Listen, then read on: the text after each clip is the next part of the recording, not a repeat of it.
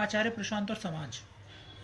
तो आज इस वीडियो में मैं बताने की कोशिश करूंगा कि आचार्य जी पिछले लगभग 20 से 25 सालों से जो काम कर रहे हैं वो क्या कर रहे हैं। तो इसको हम चार चीज़ों में डिवाइड कर सकते हैं, चार पॉइंट्स में देख सकते हैं। चार पॉइंट क्या क्या है। पहला पॉइंट है महिला सशक्तिकरण, जो वुमेन एम्पावरमेंट है उस पर। तो इस पे पहले कुछ डाटा देखते हैं कि भारत की जो फीमेल एजुकेशन में जो रैंक है वो है 129, ठीक है। और वो कितने में से है, वो है 146 देशों में से। उसके अलावा जो वुमेन सेफ्टी में जो भारत की रैंक है वो है 128वीं रैंक। 128वीं रैंक कितने में से है, वो भी 177 लोग देशों में से। तो मतलब टोटली।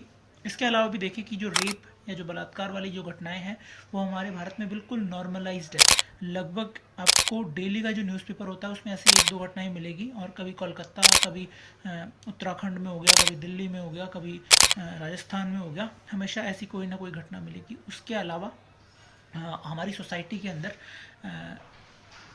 दहेज प्रथा, प्रथा प्रथा और कन्या भ्रूण जैसी और भी प्रथाएं अभी भी कई एरियाज में विद्यमान है। उसके अलावा जो एजुकेशन है, फीमेल एजुकेशन और जो मेल एजुकेशन है, लिटरेसी रेट है, उसमें भी लगभग 17% का डिफरेंस है।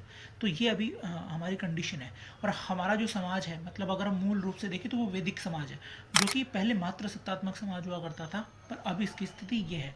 तो आचार्य जी उसी वेदांत के माध्यम से हमारे समाज में स्त्री शिक्षा या जो स्त्री सशक्तिकरण है या जो समानता है, ठीक है, उसको लाने की कोशिश कर रहे हैं। तो पहला मुद्दा, पहली बात तो ये होगी कि वो महिलाओं के सशक्तिकरण के लिए काफ़ी कुछ कर रहे हैं। दूसरा आता है क्लाइमेट चेंज, जलवायु परिवर्तन। तो जैसे कि आपको थोड़ा बहुत पता होगा कि 2015 के अंदर कुछ टारगेट्स डिसाइड, क्लाइमेट चेंज है उसको रोकना है, क्या करना है कि 2030 के लिए कुछ टारगेट थे, 2050 के लिए नेट जीरो टारगेट था। तो जो 2030 के लिए जो टारगेट्स थे उनका लगभग मतलब 2% भी, हम जितने भी देश हैं उन्होंने कुछ नहीं किया, 2% रिडक्शन किया है। और कोई सरकार इस मुद्दे पे काम नहीं कर रही है। अब हम भारत की बात करें तो पिछले 5-10 सालों में आप देखोगे कि जो रेनफॉल है वो बिल्कुल अलग अलग तरीके से हो रहा है, रैंडम हो रहा है। उसके अलावा अलग अलग जगह बाढ़ आ रही है, कभी आसाम में, कभी उत्तराखंड में, कभी वायनाड में, और अलग अलग तरीके की ये त्रासदियाँ। कभी राजस्थान के अंदर हीट वेव आ रही है, बहुत अलग स्तर की आ रही है।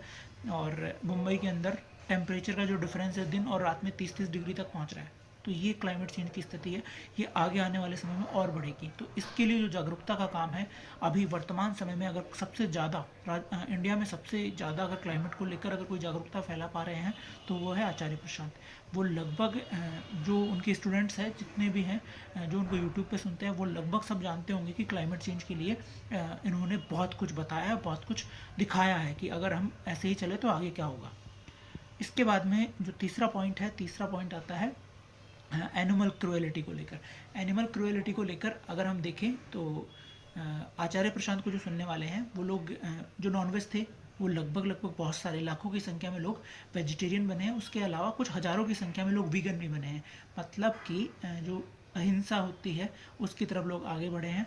और उसका क्लाइमेट चेंज से भी जुड़ा हुआ एक पहलू है। वो पहलू ये है कि जो एनिमल्स है, जो कैटल्स है, वो मीथेन गैस प्रोड्यूस करते हैं, जो कि कार्बन डाइऑक्साइड से लगभग 100 गुना के लगभग हानिकारक होती है। तो वो भी क्लाइमेट चेंज के लिए रिस्पॉन्सिबल चीज़ है, तो उस पर भी वहाँ पे काम हो रहा है। चौथा और सबसे मुख्य मुद्दा, सबसे मुख्य बात आती है धर्म की।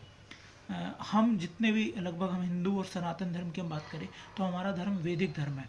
और हमें नहीं पता है किसी ग्रंथ के बारे में, ज्ञान के बारे में, तर्क के बारे में हमें नहीं पता है। मतलब 95% हिंदुओं की स्थिति, हमारी स्थिति ऐसी है कि हमने कोई ग्रंथ नहीं पढ़ा होता है। मतलब एक हनुमान चालीसा पढ़ी होगी, बाकी उसके अलावा हमने कुछ नहीं पढ़ा होता है। तो वो जो मुख्य पृष्ठभूमि है, मुख्य पृष्ठधारा है, उसके अंदर कठोपनिषद, श्रीमद् भगवद गीता और अष्टावक्र गीता और कई संत वाणियाँ ला रहे हैं। और उन पे वो डेली उनकी क्लासेस चलती है और लगभग 50,000 से ज़्यादा विद्यार्थी लाइव एनरोल्ड है और कई करोड़ों की संख्या में यूट्यूब पे उनको सुनकर इन चीज़ों के बारे में समझते हैं, जानते हैं। और मतलब ये जो चार चीज़ें हैं इन पे आचार्य प्रशांत जी बहुत अच्छे से काम कर रहे हैं।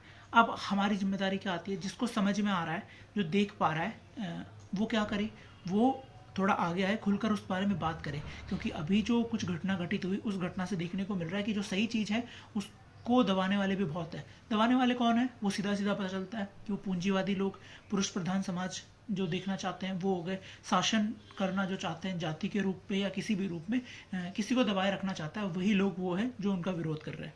तो जिन लोगों को बात समझ में आई वो क्या कर सकते हैं कि सोशल मीडिया पे या जहाँ पे भी उनको सपोर्ट करें और उनकी जो भी वीडियोज़ है उनको हम शेयर कर सकते हैं।